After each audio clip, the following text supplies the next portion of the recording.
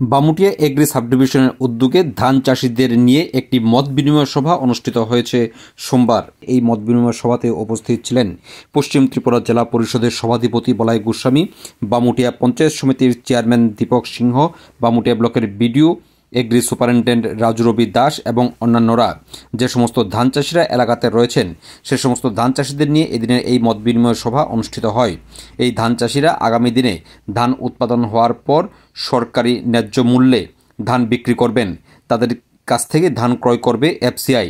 সকলেই যাতে সরকারের কাছে ধান বিক্রি করে এই বিষয়টি নিয়ে আলোচনা করার পাশাপাশি ধান উৎপাদনের বিভিন্ন দিক নিয়েও এদিনে এই মতবিনিময় সভাতে আলোচনা করা হয়েছে।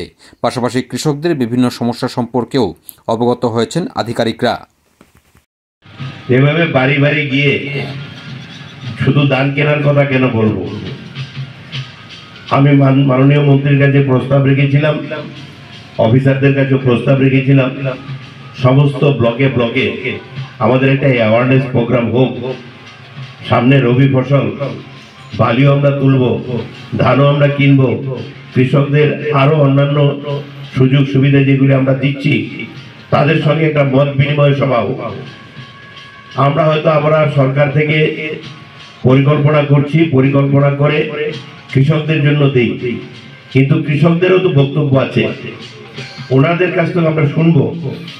এই শোনা এবং সাহায্য করা, তার মধ্য দিয়ে আমাদের উদ্দেশ্য হচ্ছে যে প্রত্যেকটা জায়গায় কৃষকরা যেন ভালো থাকে এবং তাদের ফসল তারা ভালোভাবে উৎপাদন করতে পারে।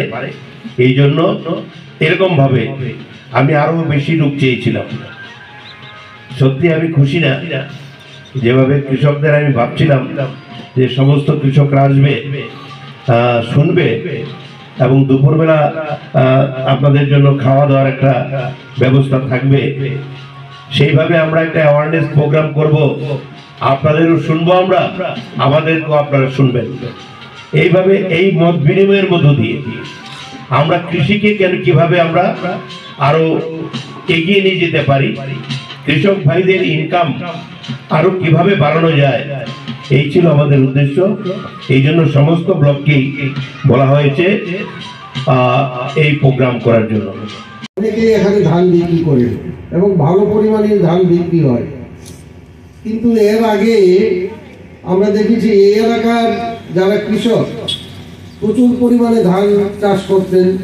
আমরা বাজার থেকে এমনিতে খোলা বাজারে, তখন এই ধরনের সরকারি কোনো উদ্যোগ ছিল না, খোলা বাজারে ধান উঠতো, কালীবাজারেই ধান উঠতো, বিভিন্ন ধরনের বিভিন্ন জাতের বিভিন্ন প্রজাতির ভ্যারাইটির ধান বিক্রি হতো। মধ্যে মধ্যে ওই আমরাও প্রয়োজনে কিছু ধান আমরা বাজার থেকে কিনে নিয়ে যেতাম, পুরাতে করে বস্তায় করে ধান নিয়ে আসতো। কিন্তু এরকম লার্জ স্কেলে ধান বিক্রির কোনো বন্দোবস্ত বামুটিয়াতে ছিল না। এই গভর্নমেন্ট আসার পর বিশেষ করে আমাদের ভারতের প্রধানমন্ত্রী মাননীয় নরেন্দ্র মোদীজি অন্নদাতাদেরকে যে সম্মান দিয়েছেন, কৃষক সম্মান নিধি, বছরে ৬,০০০ টাকা করে কৃষকদের দেওয়া হচ্ছে তাদের যে আর্থিক সমস্যা সেটা নিরসন করার জন্য, এবং জমির সার বীজ শুরু হয়ে যাবে। এখনো তো পুরো ধান কাটা হয়নি, মাঠে আছে। এখন পুরো ধান কাটা হয়ে গেলে আশা করি ডিসেম্বরের শেষের দিকে আমরা টেন্টেটিভ ডেট যেটা আমরা সরকারকে দিয়েছি সেটা হলো ডিসেম্বরের শেষ, লাস্ট উইক অফ ডিসেম্বর। তো লাস্ট উইক ডিসেম্বর থেকে সারা ত্রিপুরা রাজ্যে সেরকম প্রোগ্রাম শুরু হবে। আপনারাও আজ যাবেন, উৎসবের মেজাজে আমরা সবাই ধান নিয়ে আসবেন, সেটা আপনাদের মাধ্যমে এবং যারা ত্রিস্তর পঞ্চায়েতের প্রতিনিধিরা আছেন, গ্রামের মানুষরা আছেন, সবাই আপনারা যা আপনাদের কৃষক যারা আছেন ওনাদের বলবেন যাতে সবাই যাতে আরও বেশি যাতে ধান আমরা দিতে পারি ত্রিপুরা রাজ্যে। ঠিক আছে? তো ধান আমরা অনেক সময় দেখা যায় যে আমরা ধানটা একটা টার্গেট দেওয়া থাকে, কিন্তু সেই টার্গেটটা আমরা ফুলফিল করতে পারিনি। যেমন গত সিজনে আমাদের টার্গেট ছিল প্রায় ১৭০০ মেট্রিক টনের উপর, মানে এটা লাস্ট একটা প্রথম টার্গেটটা ২,০০০-এর উপরে ছিল।